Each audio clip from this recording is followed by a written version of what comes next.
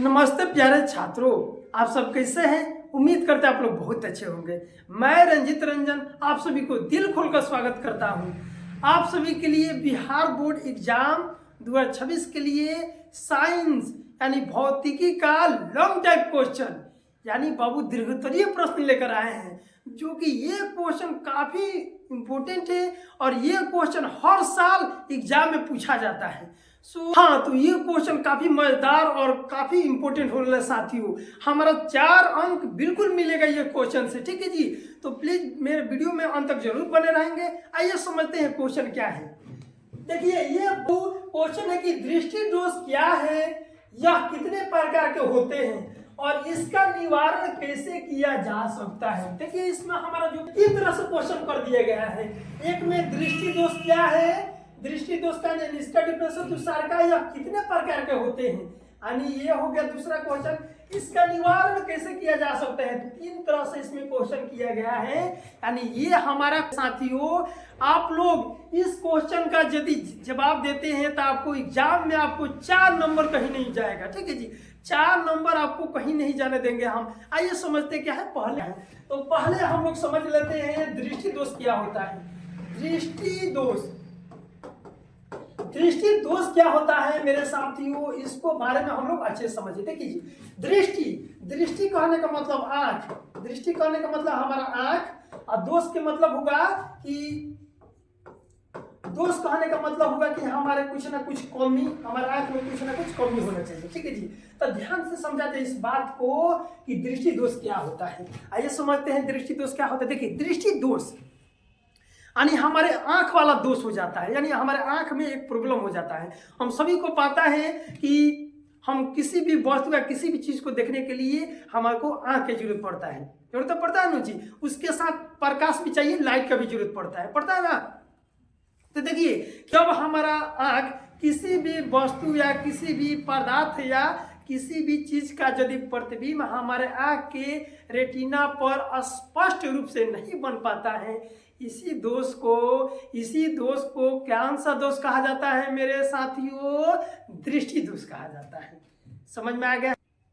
जब हमारा आंख किसी भी वस्तु का प्रतिबिंब या किसी भी वस्तु का जो फोटो जो हो हमारा आंख के यदि रेटिना पर नहीं बन पाता है, तो इससे रिलेटेड हमारा एक दोष उत्पन्न होता है, ठीक है जी। हमारा दोष उत्पन्न होता है, उसी दोष को दृष्टि दोष कहा जाता है। यानी कहने का मतलब हुआ मेरे भाइयों, मेरे साथियों, कि यदि आंख में हमारा किसी भी प्रतिबिंब, किसी भी वस्तु का फोटो यदि नहीं बन पाता है हमारा आंख में, तो वहां पे हम किसी वस्तु को देख पाएंगे जी? नहीं देख पाएंगे। उस वस्तु को पूरा प्रतिबिंब हमारा आंख पर नहीं बनेगा, वो हमको धुंधला दिखलाई देगा, ठीक है जी। हमको साफ वो नहीं दिखलाई देगा। इसी दोष को कौन सा दोष कहा जाता है? इसी दोष को ही दृष्टि दोष कहा जाता है। अब बात समझ में आया? अब आप लोग को समझ में आ गया होगा कि दृष्टि दोष क्या होता है, ठीक है जी। दृष्टि दोष, चलिए जी, दृष्टि दोष कितने प्रकार के होते हैं बाबू? तो दृष्टि दोष हमारा कितने प्रकार का होता है? 3 प्रकार के होते हैं। कितना प्रकार के होते हैं मेरे साथियों? 3 प्रकार के। पहला जो दोष होता है निकट दृष्टि दोष होता है। क्या होता है बाबू? निकट दृष्टि दोष। पहला जो दोष होता है, कौन सा दोष? निकट दृष्टि दोष। निकट दृष्टि दोष हो जाता है। निकट दृष्टि दोष को इंग्लिश में क्या कहा जाता है? इंग्लिश में इसको मायोपिया कहा जाता है। क्या कहा जाता है बाबू? मायोपिया। इसको कहा जाता है मायोपिया कहा जाता है, ठीक है जी। तो आइए हम लोग बहुत अच्छे से निकट दृष्टि दोष के बारे में समझने की कोशिश करते हैं। निकट दृष्टि दोष,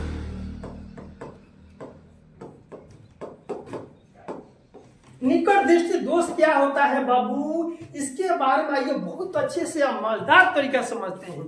देखो भाई, तो इसको हम अपने ही भाषा में एकदम आसान तरीका से बताने जा रहे हैं।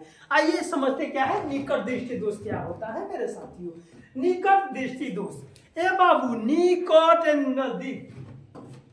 निकट कहने का मतलब हुआ नजदीक, नजदीक कहने का मतलब हुआ हमारा पास, ठीक है जी। तो देखो जी, समझा जाए नजदीक या पास। देखो बाबू, जब निकट दृष्टि दोष होता है ना, वह दोष जो निकट दृष्टि दोष होता है, तो निकट दृष्टि दोष में बाबू होता है ना कि कि नजदीक की वस्तुएं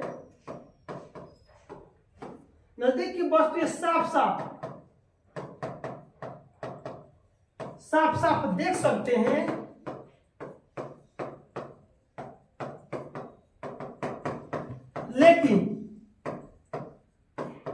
लेकिन दूर की वस्तुएं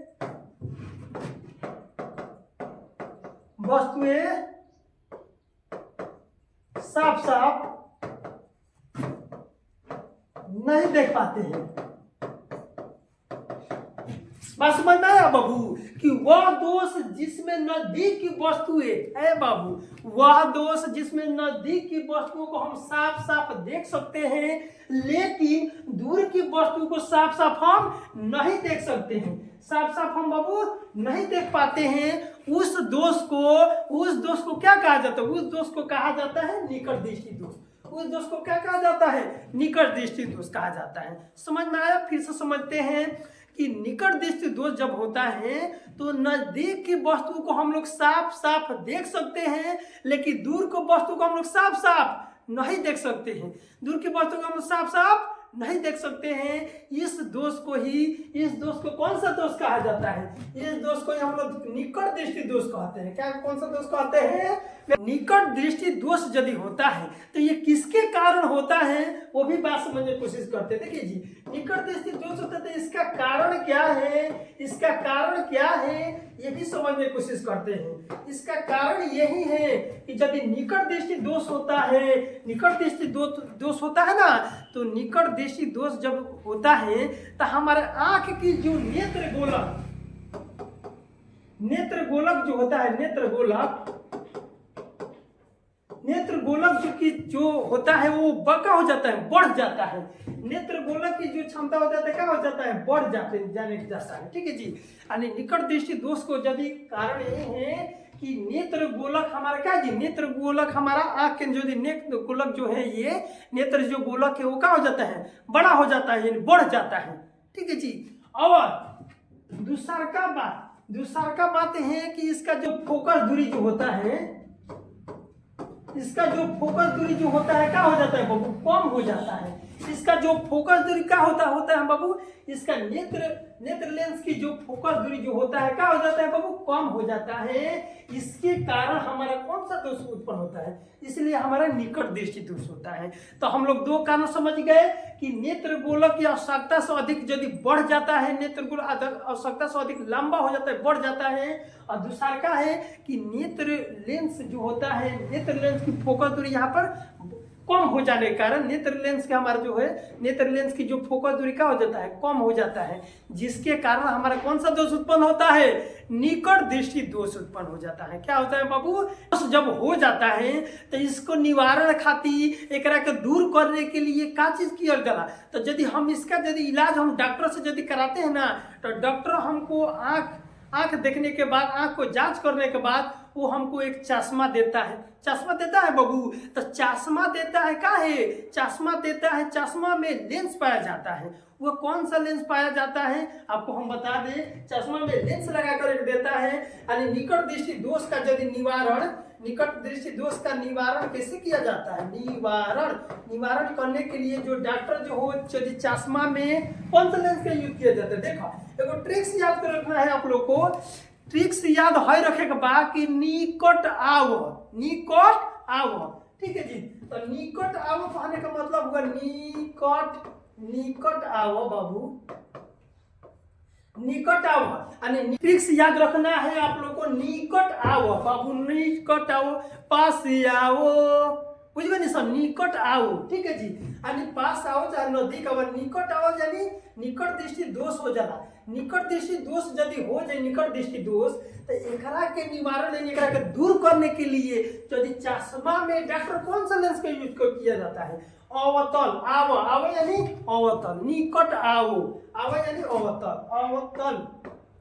अवतल लेंस का यूज किया जाता है। किसका लेंस का यूज किया जाता है मेरे साथियों? अवतल लेंस का यूज किया जाता है। अपना चश्मा में डॉक्टर लगा के देता है। बात समझ में आ रहा है कि नहीं मेरे साथियों? आ रहा है।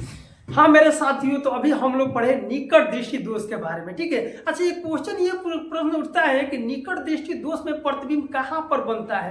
कौन बताएगा मेरे साथियों? कमेंट में आंसर बताइए, ठीक है जी।